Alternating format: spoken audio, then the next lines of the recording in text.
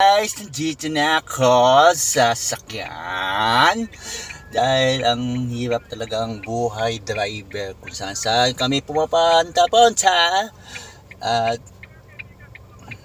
yun, kung saan saan kami nakakarating. Kanina galing kaming Tarlac, ngayon nandito kami sa Subic SBMA.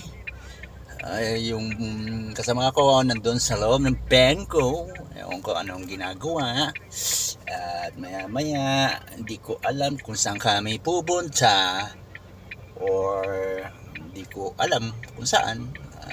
Yun, ang hirap ng buhay driver talaga, lahat ng kasulok-sulukan at yun, now you know. Wala na tuloy ang maiisip kasi nabablangko ako Ay, hirap talaga ng maging vlogger. Hindi mo alam anong sasabihin mo, isipin mo mabuti kung anong content bulol. Hanggang dito na lang video ko, wala akong masabi kasi nabablangko talaga ako pag dapat pala noon ko pa sinimulan itong pagbablog-vlog.